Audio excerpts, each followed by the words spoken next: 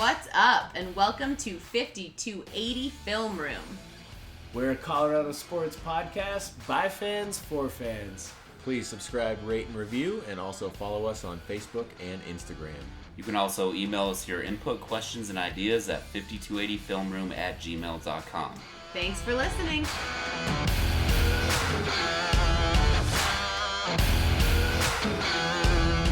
Hey there, Broncos Country. Thank you so much for tuning in to 5280 Film Room. I'm Alyssa. I'm Gideon. I'm Miles. And I'm Jordan.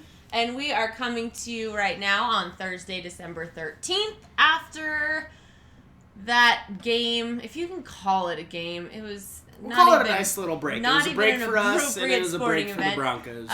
Against the 49ers, and leading up to the Saturday night matchup against the Cleveland Browns. Rough game against the Niners. It's putting it mildly. It was an absolute disaster. Embarrassment. The first half was disgusting. Second half was a little bit better, but still not good enough. I mean, it was definitely one of those games where the fans were like, all right, cool. Like, the Broncos are on a hot streak. We got a game against a team that only has 2 wins. Like, we should be able to take care of business. And it seems like the team had that same mindset. And at halftime, they all woke up and was like, oh, we're getting it's game day. Kicked by the 49ers. we're actually in the game right now. Thought we were dreaming. This is real life. Yeah. And, I mean, it was unfortunate to see how many offsides penalties Von Miller had, which seemed to be a little careless, but the reason why he gets so many sacks is because of his reaction off the ball. And he just wasn't getting them timed right, or maybe they were delaying their snap calls to hopefully mitigate Von Miller's pressure on the quarterback, but the Broncos definitely did not take care of business as they should have, and it seemed like they went into that game kind of expecting to win rather than like doing their homework and giving the due diligence necessary, because the Niners are still a professional team regardless that they have a third stringer as their quarterback, and they've been decimated by injuries across the board. Well, our defense was decimated by injuries just the last week. Yeah, our team. Yeah, on Sanders, Sanders, Harris, Brandon Marshall's been out. 4 weeks yeah. now. It's still, to me, there's absolutely no excuse for how poorly they played in that first half. They just looked like they weren't prepared at all. Mullins completely looked like a really good quarterback. Yes, and like we not. said, and when we were talking about, is there anyone you're afraid of on the 49ers? I think all 3 of you said Kittle. And I said Kyle Shanahan. And with their powers combined, I mean, Kyle Shanahan went, hey, the Broncos really suck at covering tight ends. We're going to use George Kittle over and over and over and over. And he 200 yards in the first half. To record-breaking levels. He was 4 yards away from breaking Shannon Sharp's record in the insane. first half. Which blows my mind that they didn't go to him at all in the second half. He had 1 target in the second half and no receptions. Yeah. Like, he just needed 5 yards to get the record. I know, that was stupid. They should have given it to him. Yeah. Like, just for the record. Like, just for the record. Don't worry about winning the game or anything like that. Like, that's a record. Point for their season, who cares if they win Even or lose? Shannon Sharp has been very vocal about, like, I hold records that no tight end is going to break. And George Kittle was that close. Right on there. In 30 minutes of gameplay, he was that close. But the fact that it was all it took, it was so easy. There was 2 things that the 49ers needed to do to beat the Broncos. 1, extinguish our spark. We have one true spark on our offense, and his name is Phillip Lindsay. And they managed to make sure he got a whole lot of nothing done. They shut him down. Step 2, they had to find a way to create their own spark on offense, and that was George Kittle.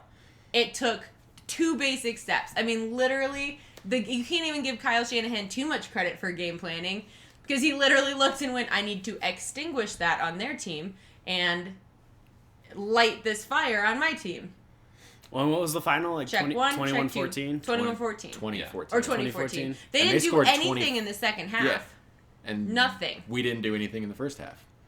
And we had so many opportunities to take the win in the second half, and it was just horrible, senseless decision after decision by our coaching staff. I mean, I agree with going for it on all the fourth down. I think we went for it on like 3 or 4 fourth downs. All of them. I agree with those calls. We should have definitely gone for it. But the plays that were called were the wrong plays. And especially when we were on the goal line and we passed it 4 downs in a row. It was maddening. You have running backs that are known to get through the line. And Royce Freeman was having a great day. Well, when they finally if went they've to shut Royce, Phillip down, go to Royce. You're super lucky. You can even go to Booker, and he can get some work done for you. But, I mean, when you're on the 1 yard line and you've gone 3 plays in a row pass, like, I don't care what it is, fourth down. Amateur hour. I would have been happier with us turning the ball over on downs with Case getting stuffed on a QB sneak. Right. But even that's more probability. Screaming QB sneak at the TV. First and goal, QB sneak. I wish we were watching the game together because you and I would have been like high-fiving each other on the play calling. Right. It was when it was first and goal. We missed a seam call as well in like the third quarter when we were on like the 12-yard line. We should have put it right up the seam, and that didn't happen. It was. Well, it's hard to win any games when you have a quarterback throwing it 42 times and not even eclipsing 200 total yards. Right. Or past 18 yards, an 18-yard completion was the longest completion. But on you saw fight in Case. There were 2 times where they were on the ropes and he ran for that first down. Like he's got a passion for the game. Yeah. He's just not talented enough. No, he's a glorified backup. Yeah, he needs to throw the ball 25 times a game, and then we're good. But he's not calling the plays. Yeah, but what's the biggest thing that we've talked about, I think, that's been week to week when it comes to the coaching decisions? We're not running the ball enough, and we're throwing it more often and choosing plays that do not get the team going. Yeah. There's not a lot of creativity. It's truth. It's rough to watch. Well, the running game wasn't working, but then when they went to Royce in the fourth quarter, he was actually getting some good chunks. Yeah, I think he averaged almost 6 yards a carry. On the dot. He had a great game. But he only had 36 rushing yards. So 6 carries. So six for 36. You can't even say a game, but when they put the ball in his hands, he delivered. And it was just we had relied so much on Phillip Lindsay over the last 4 or 5 weeks. And they kept trying too hard to force it. When it's not working, it's not working. He's not going to have a game. Deal with it. It's not Phillip's day. This is not his day. It's not happening. Move on. You've got Royce Freeman, and you've got Booker to rely on as a nice little safety net. Yeah, he's a fine running back.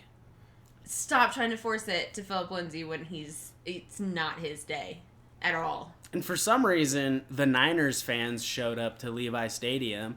They've been having issues with their fans all the last 2 seasons at their brand new stadium, and then the Broncos come into town, and the Niners are 2-11, 2-12 or whatever, and then all of a sudden they got a sold out stadium, and it's all the Niners fans, right? They probably come to see the likes of Von Miller and see some superstar players on the opposing team. But then they're like, our team, and won. Then watch their team completely decate the Broncos in the first half.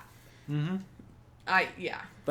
Props to the Niners. They got the job done. And, a lot of it's got to do with Kyle Shanahan and his game prep. He knew exactly what to do to completely. I mean, if anything, maybe to him, he was going into that as a revenge game. Maybe he really wanted to be a Broncos head coach.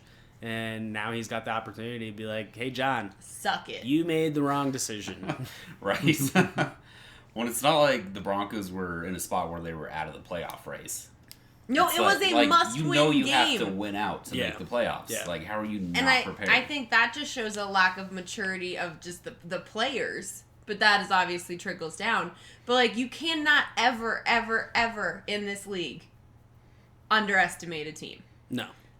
This was a trap game. This was the quintessential definition of a trap game. And they walked right into it. It's like when you're watching a horror movie and they're like, oh, what's the rustling in that dark forest? There was a sound outside. I should run away, but instead, let's venture into the forest and die. They fell right for the trap. Well, and before the Bengals game, Von Miller, like the press in one of his press conferences, like they were making it out like the Bengals are this awful team and the Broncos should just roll right over them. And Von was like, "No, we're not going to fall for a trap game this year. We did that last year with the Giants. Like we're not going to do that again." You spoke and then too 1 soon, week later, monster. Trap game. Did it. There's been a couple trap games. The Jets. Ugh, the Jets. The Niners. Yeah. I mean, even the Bengals was a trap game, but we we got took out care of of that business. one. We took care of business. then. Yeah. We handled that. Yeah. But they also didn't know. have AJ Green. Like there was other stuff. Like this year as a whole, I think has been odd across the NFL. Crazy weird season. But for the Broncos in particular, I thought for sure we were gonna have a nice bright spot. But moving forward, I've been a proponent of Vance and Case, and giving them the benefit of the doubt. They're both in systems that is new to them. Vance has never been a head coach before. This is his second year. But now we're at the master point class on when to challenge things. Yeah. Now we're at the point where livid. I was saying if we finish this season 8-8, Vance is gone. And at this point, if we finish the season at 9-7, I think the best decision is to send Vance packing. If we finish 9-7, it will be a flat out Christmas miracle. I think if we're 8-8, I think he'll stay. All I want is to be 7-9. For the, I don't want to be the first team since 1972. I was gonna say as much as it pains me to say it, I think that's gonna happen. Don't say it. I don't want it to happen. I know. But I mean, you look at the performance that we had against the Niners. The Browns showed up last week against the Panthers. They're a scary team. Oh, I'm terrified of the Browns. Well, and they know they're not making the playoffs, and they know they're in a rebuilding phase. Let's rebuild. Let's get some practice for these guys. I mean, Baker Mayfield is something. He's like a master of interviews. Like people ask him questions, and he shoots them down, or he owns up, and he's like, "Yeah, you know what? Like I am the man, and we are gonna do this." And one of the quotes I read from him over this last week was, I'm really happy that we've won games, but this isn't the goal. The goal is to eventually make the playoffs, and we've been trying to turn this franchise around, and he's happy that he's in the position to lead this team during a rebuilding phase to put the Browns in a good position to make the playoffs over the next couple years. But even now, they are aware they're not making the playoffs this year. They're just trying to see how they match up against legitimate teams. Yep. So the Browns are going to come to Denver. We're home, right? Yeah. They're going to come in here, and they're going to try to stick it to us. Oh, they're going to know that we're having difficulties. Our weaknesses have been exposed week after week. Like, the wins that we've gotten have been lucky wins, and against the good teams that we've played and brought them into close games, those are games that we probably should have won. But that's why I was predicting the Broncos would go 13-3 was because I was expecting them to take care of business against these weaker teams. The Broncos have a talented team. Yeah, absolutely. They're not fully healthy. Even not fully healthy, they're still a very talented team. But there has to be a driving force. And, Baker Mayfield is a master of energy. He's going to be the real He sets deal. the energy for everywhere he is. He sets the energy for the press room. He sets the energy on the field. I'm sure he sets the energy in the locker room. He walks in and determines the temperature, the emotional temperature of wherever he is. He has high expectations not only for himself, but the people around him. But he also doesn't get ahead of himself. He's a week-to-week, day-to-day kind of person. And you know for a fact that he's going to look at our secondary going into this week and say, how can I pick apart this defense and show the world where's number 29 at? Baker Mayfield is a force. Oh, yeah. Pick on Roby. Last week, the first play of the game, he threw a 65-yard pass. And it was right on the money. Yeah. Mm-hmm. His accuracy is out of this league. And his confidence. He's so brazenly confident, but not in an off-putting way. I think... I don't want to get into bold predictions yet, but I think Baker is going to have a play against the Bronco where he finds his signature touchdown celebration. Like, you got Cam with the Superman break. You got Aaron Rodgers with the discount double check. Like, Baker Mayfield's going to pop out the 70s disco arm, and it's not going to be pretty. We just better show up ready to work. Like, win, lose, or draw. As long as I can watch the Denver Broncos not look like a bunch of lost, confused... pansies? Like, just weak. Just so mentally weak. I'm like, where is your focus? Like, none of you even seem like emotionally present in what you're doing. Pay attention. Like, pay attention. Read your opponent. Well, it was like they were just in La La Land. Yeah, I mean, there's still a chance for them to make the playoffs. They have to jump over 4 teams, but, like, there's still a chance. Get a lot of help. They need to play like that, Jordan is there's still a chance guy. But they need to play like that. I was the still a chance guy when it was, like, week 2. I'm like, the Broncos, they'll turn it around. Everyone likes to hate on the quarterback. And I just want to go 8-8. That's all I want. I give them a 0% chance to make the playoffs, but they need to play like, we still have that opportunity. But at this point, after how embarrassing last week was, every single person on that field needs to play for their job. Because that was embarrassing. If I were John Elway sitting up there, he was looking all grumpy and pissy as ever the entire time. In his skybox. Those sunflower seeds.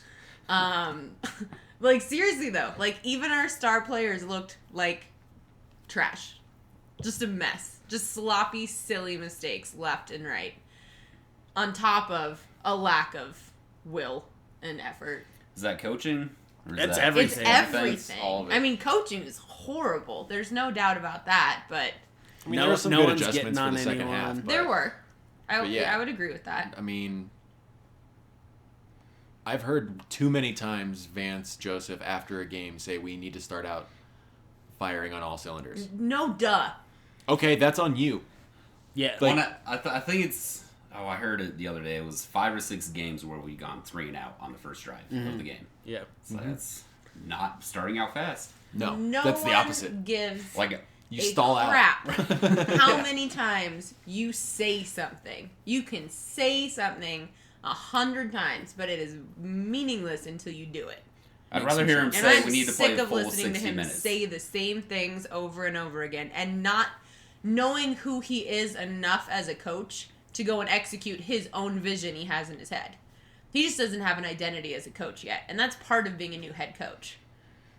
But I'm done with playing the let's let him try to figure it out here game. I think given where he's at now, it'd be probably 4 or 5 years until he gets another head coach spot. At least. And then he might be ready. Unless there's... Yeah, truly exactly. Ready. But he has to spend that time as a coordinator, not as a defensive backs coach. But now he would go back to being a coordinator with a vastly different perspective. Definitely. And would be, I'm sure, gleaning endless amounts from whatever head coach he is working with. And actually banking all of that and being really proactive from a mental standpoint. Go somewhere, be a young Padawan, so to speak, and develop your own He needs a Yoda, system. And there might be one out there for him, but... Just don't go to St. Louis. There's nothing in St. Louis. Wait, or LA. It's the same difference. He's going to start his own They franchise. looked like St. Louis after last week. That was a plot twist. So we'll see. I mean, obviously, you run into the danger now of there's records that people want to break. Vaughn wants to break a record. Bradley Chubb wants to break a record. Phillip Lindsay wants to break a record. If that is the forefront of your thought process when your cleats hit the grass, your team is going to lose the game. Well, that's what Vaughn said going into last game. Like, he wanted to break the record. That's what he was thinking about. And that showed all of his offsides penalties. Exactly. Which, you got to be smarter than that. But I understand why he was trying to time it just right and everything, but you got to think about your team first. And, when it's 3rd and 4, don't give up. Like, you gave them a first down when you could have forced a punt, and then that changes the game. Exactly. And I think Mullins was really rocking the hard count. Oh yeah, oh, he was for sure. like Somehow, he from just the outside watching, obviously, it seemed like he had Vaughn's number. Like, he figured out how to cadence his voice or how how to just trick him. I look at him almost as like a young Case Keenum, but his football IQ is way higher. And he had some big throws, though. Yeah, I mean, Case in his career has had big throws. That's true. And Mullins is in his rookie year, right? He's young.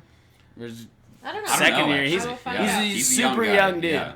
But either way, he identified the weaknesses that he was looking at, and he took advantage of those and made the right calls and decisions and put his team in the proper position to get the win.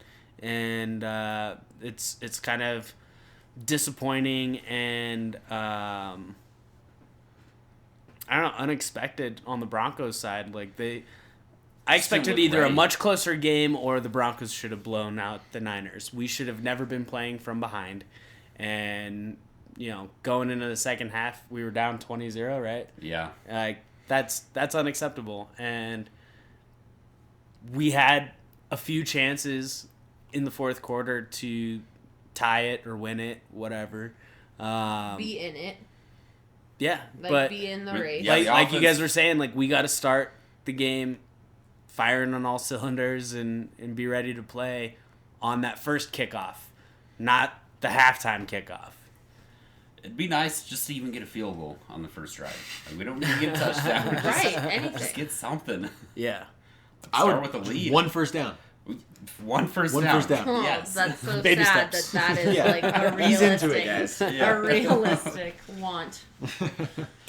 Well, do you think that we can turn it around against the Browns? I know we've been bouncing back and forth between Niners, Browns, but these are both matchups that are pretty similar as far as the matchups that are concerned. I think the Browns defense is going to stomp all over us. Except Philip Lindsay. There's going to have to be a plan. Like a clear, creative plan to go against the Browns defense. Given the track record this year, do you really expect that? No. It would be a plan? What's I that? want some sort of magical football fairy godmother to show up. What does creative mean? And I have a map. Anything. Right. Anything other than what we've been doing. Especially offensively. Yes. I mean, this is very dangerous. Like, at the beginning of the year, I definitely had the Broncos winning against the Browns. But now that they fired Hugh Jackson, I don't know. Browns are a completely different team now. Yeah, better. Pretty good. I think both teams are going to be fired up. To me, I think this is going to be a coin toss. Like, I think it's going to be a really good game. I don't know who's going to win. I would, after last week's, I feel like I wasted 3.5 hours of my life. If I can at least watch a good football game on Saturday night, that would be a grand step in the right direction. That'd be nice. And not just be wanting to scream at the TV and go, do laundry. I decided to do laundry and take a shower at halftime. I was so, disengaged. I was like, well, I guess I'll go do boring adult stuff. I mean, at least you were productive. Yeah. Right. But normally, we'd be, talking a million miles a minute and hashing through things, and I was like, I have nothing to say. I will be back. George Kittle is a god. Yes, I'm like, what we who is George Kittle? I mean, he's taking a shower. He's definitely the next Gronk. Hopefully he doesn't have any significant injuries like Gronk had. Or come to the AFC West division. Unless he wants to come to the Broncos. Yeah. Unless the Broncos, come to the Broncos. Yeah. But don't. No, That's a great offseason move that I would love to look for. Well, what happened to Kyle Shanahan's not going to let him up. He's supposed to be the tight end killer, Sua? He was struggling. Non-existent all game. Yeah. Why can't we cover tight ends? He just looked like he was wide open all the time. He was. There's no one within 50 He didn't look like he was. In any direction. I'm like, does he have some sort of repelling charm? Is Hermione Granger hiding in the stands, keeping everyone away from him with some magical voodoo? That had to have been it. It made no sense. But good for him, because no one knew who George Kittle was on a national stage. Except for fantasy before football last people. week. Yeah, fantasy football people. I mean, on a national, he was not getting talked about on no ESPN and NFL Network before. Well, that's what happens when your team's only won 2 games up until that point. True. Right? But no, the Browns have David Njoku, who's Yes. looked very promising, and Baker knows how to find him. Yep. They've got Chubb. Jarvis Landry. Chubb. Yeah, Nick Chubb. I think he's cousins to Bradley Chubb. Yeah. And, I mean, the Browns' offense definitely has significant weapons that our defense can't sleep on. And based on what our defense showed the fans last week, they're going to have similar issues going into this week, even at home. Yeah, I don't know what's going to happen. The Browns are really talented. They're And super who's, young, and they're still trying to figure it out, but they're Who's really talented. their draft pick, their cornerback? Denzel Ward. He's been having a pretty good year too, right? Mm-hmm. So, even With on the Myles Garrett coming off the line. I always forget about Myles Garrett. Dang That's it. what. That's Myles Garrett's super sneaky superpower. Is You don't he know about He me. just chills under the radar. Don't they He's still have like Jamie Collins? got insane stats. think Is so. this monster And Like their player. defense, But, like, their defense chill- is just chilling. good. Just I chilling. wouldn't call them great until he's just yet, attacking but you. He's the pretty Browns- humble, though. the Oh, Browns are yeah. definitely He's not stacked to spotlight the guy. point where they can make some positional moves over the next couple years and be a playoff contender. Oh, well, on the Fan today, I don't remember which one of the shows I was listening to, but they were discussing how at this point, a player looking at their options for next season would be more inclined to become a Brown than a Bronco.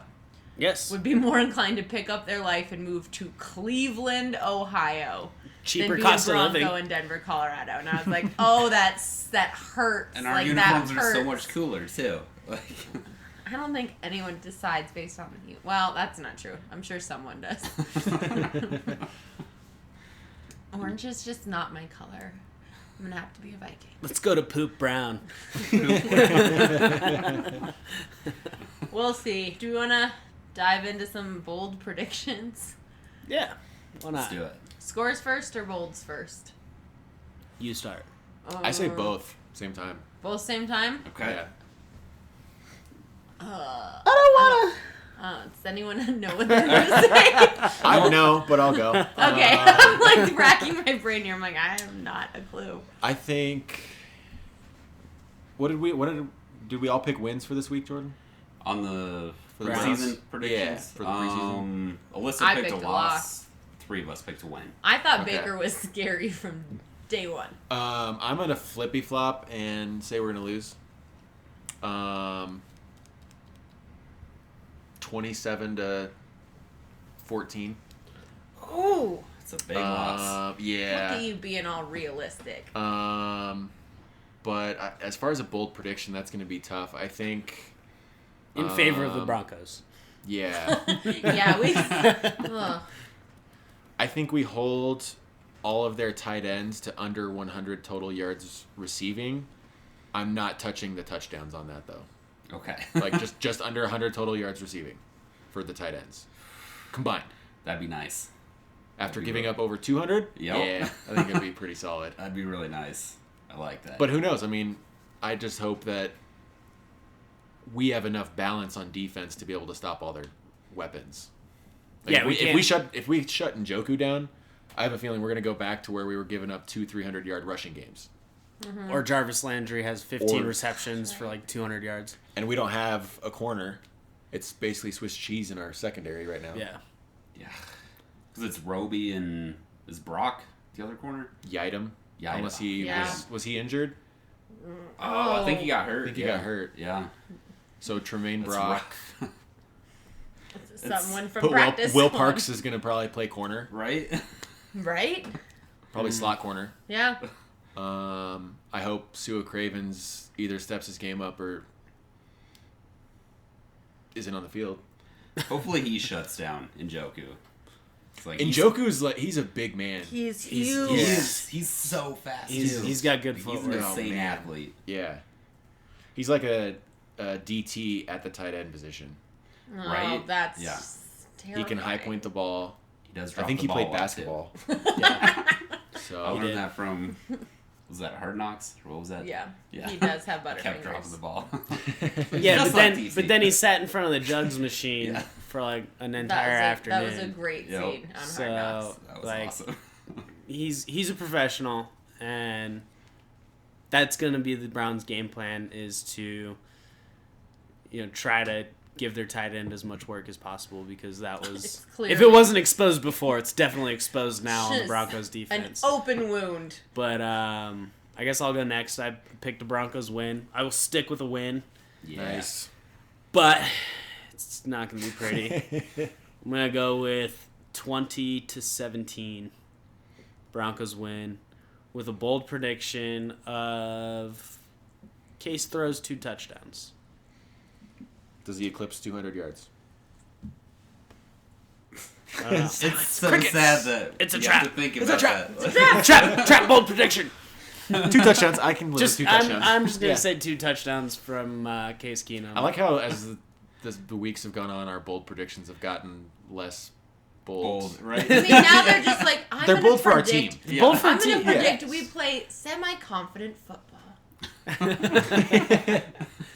Case throws 4 interceptions. Bold prediction. Not 6. Hey, to be fair, his turnover ratio has been good the last 5-6 games. I'm going to stick with a loss. I think we're going to lose 17-14. I think Vaughn is going to get his head back on straight and remove the ants from his pants. I think he's going to get 2 sacks now that he's not... With no offsides? 1 offsides. No more than 1? No more than Maybe 1. 2. No more than 1 offsides. Yeah. 2 sacks. And Tim Patrick's going to get a touchdown. Nice. Ooh. Tim Patrick had 10 targets last game. Tim Patrick was the guy. Well, who else do we have outside aside from our 2 rookies? What's Chubb at for the year? Is he at 12 or 12.5? I think 12 and a half. I believe Okay. so, yeah. Case Keenum gets 2 touchdowns, and Bradley Chubb sets the rookie sack record All right. This week. How many does he need? 1.5. Okay. To That'd be tie. awesome. 2 to 2 to break. set. Okay. Yeah. That'd be awesome. Minimum 2 sacks. Just for like Bradley Miller's Chubb. half a sack down from Simon Fletcher. Mm-hmm. Yeah. That's a Broncos record, right? That's a Broncos career record. Yeah. All right, so I'm going to go Broncos win. It's going to be close, 21-20. Ooh. I would watch that. I was flirting with that number as well. Okay. Mm-hmm. Bold prediction. I'll go. We're going to start fast. We're going to score on our first drive. I'm trying not to just smack you. Starting fast. We're going to score on our first drive. Whether that's a field goal or a touchdown, either way. And Royce and Phillip will combine for at least 150 yards rushing. I like I like that. That's pretty solid. Okay. All right. Okay. Well, Get back to our winning ways, hopefully. We will be see. nice. I am excited for a Saturday night game. Switch Yeah, it up. this is a forward to weird time for the NFL. You know, college football is waiting for bowl season to start, and then NFL's like, we got Thursday night games, we got Saturday night games, we got Sunday games, we got Monday games. It's Christmas! Right. Yeah, right. Christmas to all. No more Thursday night football. Thursday night football is done. After this week? Mm-hmm. After the game we're literally watching. Yes, this is the season finale of Thursday night football for this season. It's been a good game. That's why they moved to Saturdays. Yeah.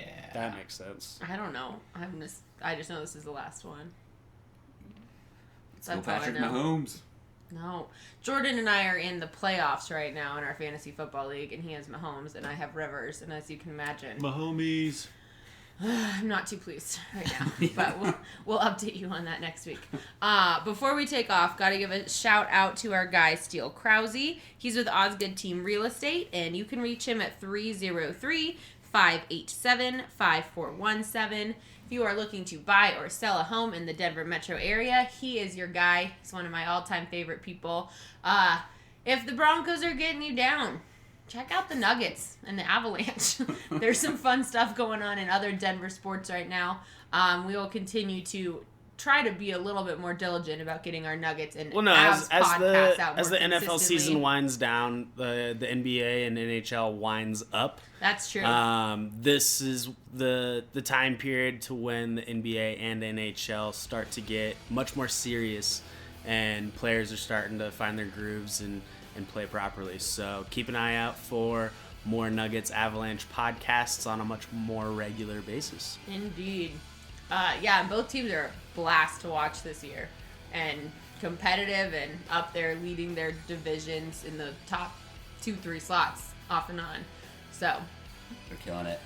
Yay for them. Yep. Let's see what the Broncos do on Saturday. Thank you all so much, and we'll catch you next week. Bye. Thanks for listening. Toodles. Peace.